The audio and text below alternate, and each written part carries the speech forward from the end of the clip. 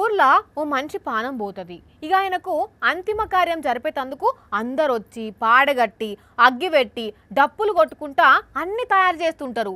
ఇక పాడ ఎత్తే ఆళ్ళ కూడా అవుతుంది. ఇంతల్నే ఆ చచ్చిపోయింది అనుకున్న మనిషి మళ్ళా లేస్తాడుల్లా. అప్పుడు అందరూ మస్తు షాక్ అవుతారు. మామూలుగా ఇసోంటి సీన్లు మనం సినిమాలల్లో చూస్తుంటాం కదా. అయితే శ్రీకాకుళం జిల్లాలో నిజంగానే జరిగిందుల్లా. ఇంగో ఈడ మంచం మీద కూసున్న ఈ తాతనే అందరు చచ్చిపోయిండు అనుకుంటే సడన్ గా మళ్ళా లేచొచ్చిండుల్లా. అవును, పానం మంచిగా లేకపోతే దవాఖానకు తీసుకుపోయినరట. ట్రీట్మెంట్ చేసిన డాక్టర్లు ఆశలు లేవన్నారట. ఇక వెంటనే ఇంటికి తీసుకొచ్చుకుంటా చుట్టాలకు ఫోన్ చేస్తే ఇంటికాడ అందరు జమైర్రట. ఇక పీనుగును ఇంటికి తీసుకొచ్చి అందరు ఏడుస్తుంటే ఈ తాత నాకేమైందని ఏడుస్తున్నారు, నాకేం కాలే, నేను బతికే ఉన్నా అన్నాడట. ఏంది నమ్ముతలేరా చెప్పన్నా? చుట్టాలకి చాలా మట్టుగా చెప్పేశాం.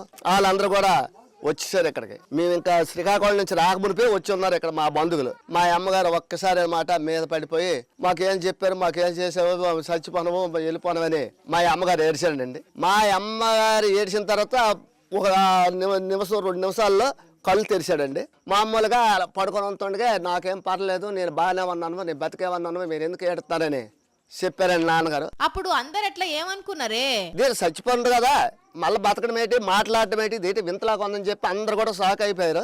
ఎవరు నమ్మలేదు. మళ్ళీ ఎట్లా నమ్మిండ్రు మరి? కోలుకొని నోరు కాదపడము, ముక్కు కాదపడము, రెప్పలాడము, మీద నేసి కూర్చోవడం జరిగింది. అందరు కూడా అప్పుడు నమ్మారు, చచ్చిపోయిన మనిషి బతికాడు, ఇంతకంత ఆనందం ఇంకేముందని చెప్పి. తాత పేరు ధర్మవరపు అప్పారావు. అయితే ఇట్లా చచ్చిపోయింది అనుకున్న మనిషి లేచి మాట్లాడి అటు ఇటు నడుచుడుతోని అప్పుడు అందరు నమ్మిండ్రట. కానీ మస్తు అంటే మస్తు షాక్ అయినరట. మరి కారానుల్లా ఊరోళ్ళు చుట్టాలు నిజంగానే పెద్ద మనిషి జీవించిండని వచ్చి ఏడ్చిర్రట. అంతిమ కార్యానికి అన్ని సామాన్లు తెచ్చిర్రట. పాడగుడ కట్టేందుకు కట్టెలు తెచ్చిర్రట. అప్పుడు ఈయన లేసుడుతోని అబ్బా సచిన మనిషి మళ్ళా లేచిండని షాకే సంబరపడ్డారట. కానీ గిసోంటి సినిమాలలో చూస్తాం గాని ఇక్కడనైతే శ్రీకాకుళం జిల్లా జీసిగడ మండలం సీతాంపేట ఊర్లో కనబడ్డది.